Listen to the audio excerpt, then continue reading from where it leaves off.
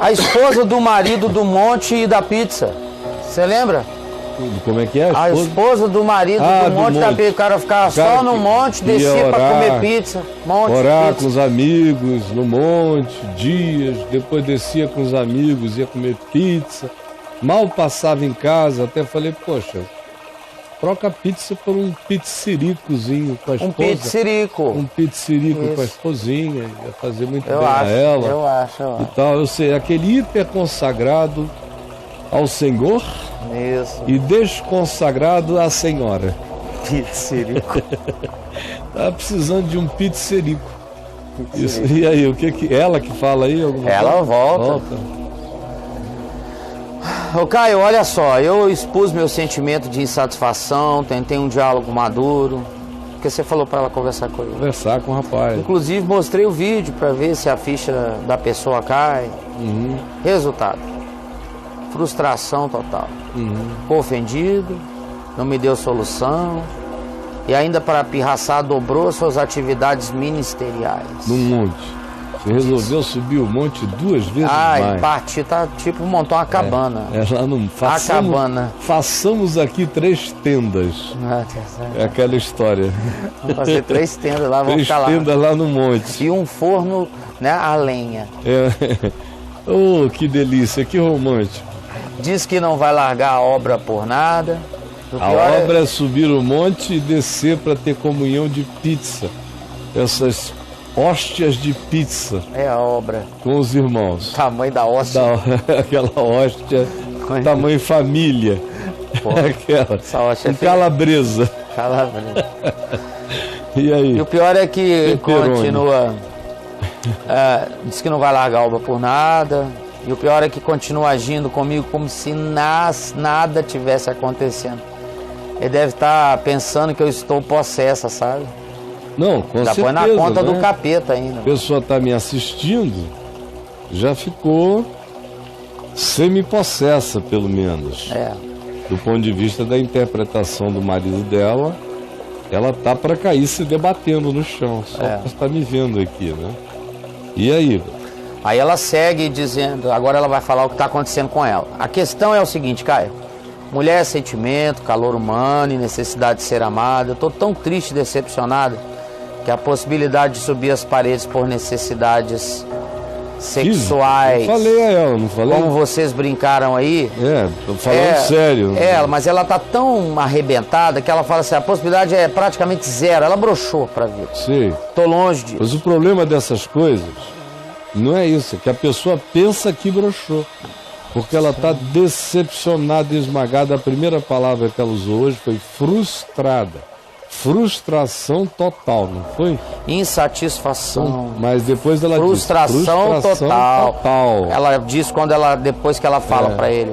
Frustração total. Então agora ela tá assim. O problema é que muda de repente. A pessoa tá andando broxa pela vida, cansada, frustrada, desanimada, chateada. Recebe um olhar, um sorriso, uma atenção, um carinho. E aonde a terra estava seca, de repente brota o peixe batata. E o peixe, quando ele chega, é batata. É o peixe batata. A gente pensa que não tem nada ali. É um chão seco. Não tem nada ali. Não tem nada naquele chão seco. Como ela está dizendo. Não, minha filha. O peixe batata está vivo aí dentro. Se houver um movimento na terra... Só bater a enxada. Quando bate a enxada... O peixe se abrir uma brechinha... lá. O peixe batata vai ser tirado mesmo do deserto da sua alma feminina hoje.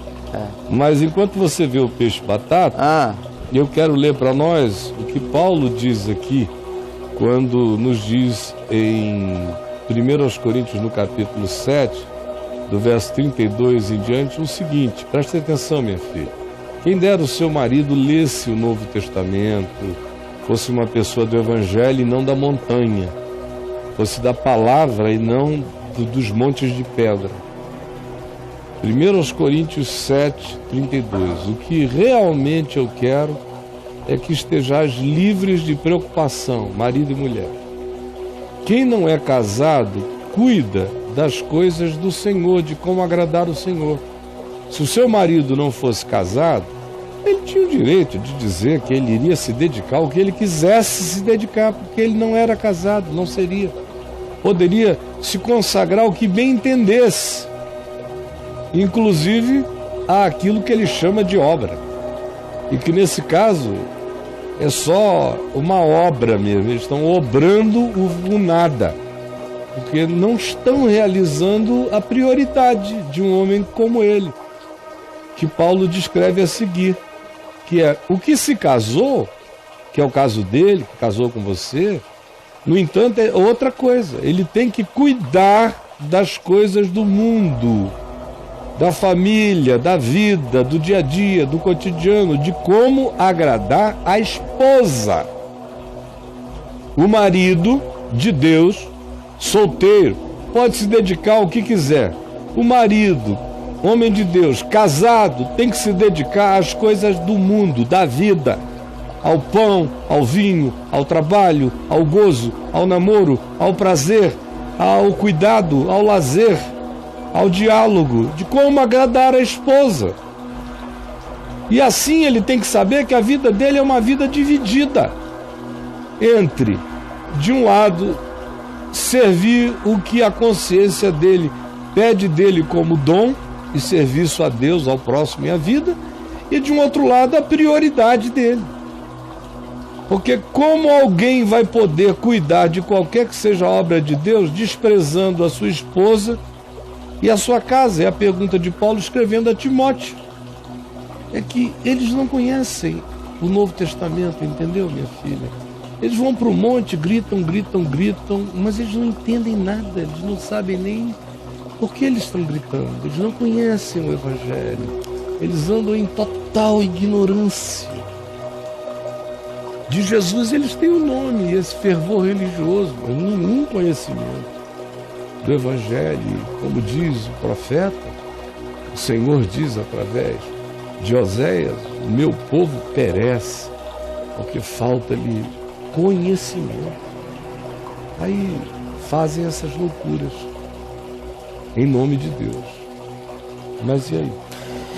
Então eu vi um vídeo seu sobre, aspas, homens que odeiam mulheres, e logo matei a charada do meu problema. Ele é heterossexual, mas ele não é heteroafetivo. Busquei direção na palavra por 3 vezes. Pega aí, Gabriel, homens que odeiam mulheres. Ela viu esse vídeo. Olha aí. Homens que odeiam mulheres. Tem 3 vídeos. Homens que odeiam mulheres. Esse é um vídeo super importante, parte 1, 2 e 3. E é uma charada mesmo, que nem todo mundo mata. Saber que às vezes o cara é heterossexual, mas não é heteroafetivo. Ele gosta da perseguida, de dar uma chegada lá de vez em quando, mas ele tem pavor de relacionamento, de heteroafetividade, se relacionar com o sexo oposto, com o gênero oposto, da sufocação. Ele quer a transazinha, quer dar uma passada por lá de vez em quando e deixar um pouco de caldo, mas não chame para tomar uma sopa, porque ele tem pânico da relacionalidade. E a nossa amiga, graças a Deus, você fez um deverzinho de casa bem feito. Eu quero te louvar e te abençoar por estar tentando entender. E aí, meu? Aí ela diz o seguinte: busquei direção na palavra, aquela coisa de abrir. Aí já voltou lá para trás, para o Urim, para o Tumim, para biblioscopia, né? Que é uma espécie de horoscopismo biblesco.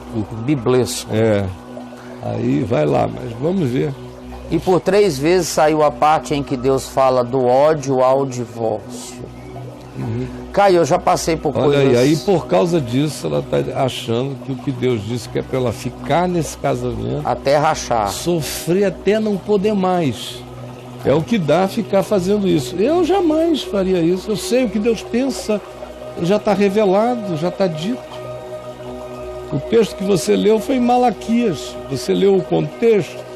sabe o que estava acontecendo, por que aquilo foi dito, como eles estavam trocando as mulheres como quem muda de roupa, como havia uma escola rabínica que já estava começando a nascer, que já vinha desde que a sinagoga nasceu no exílio em Babilônia, começou a se desenvolver um determinado liberalismo nas relações conjugais, onde se dava ao homem o direito prevalente de sair trocando de mulher, de modo que tinha gente que casava muitas vezes e continuava monogâmico, era a tal da monogamia sucessiva. Enquanto isso, as mulheres que iam sendo deixadas e repudiadas para que ele se casasse de novo monogamicamente, iam ficando para trás com filhos órfãos, não tinha direito feminino, não tinha pensão para filho, não tinha ajuda à esposa, não tinha nada disso. A única coisa que uma mulher e filhos tinham era um pai honrado. Mas em Israel eles estavam fazendo isso, praticando a monogamia sucessiva, como acontece nos países árabes até hoje. Eu não sei se você sabia. Existem alguns países árabes onde o indivíduo que quer continuar não tendo mais do que 4 mulheres, que é o que o Corão permite a ele, ter 4 mulheres, se ele tiver recursos para sustentar as 4, ele quer mais. Mas sabe o que ele faz para se manter fiel ao Corão? Ele se separa de uma na sexta-feira, se casa com outra no sábado. Se separa dessa, que ele só queria pegar um fim de semana, na segunda. Que isso, cara? Na sexta que vem ele casa com outra. Que isso? Ele tem dinheiro, ele vai fazendo isso. Ele fica sempre com as 4 lá. Ou seja, mantém 3 para consumo de relacionamento com filhos e uma que gira de semana em semana como esposa rotativa. Mas está obedecendo a lei do Corão. Assim como Israel, eles achavam que estavam obedecendo o Velho Testamento. Por isso é que Malaquias diz: o Senhor odeia o divórcio.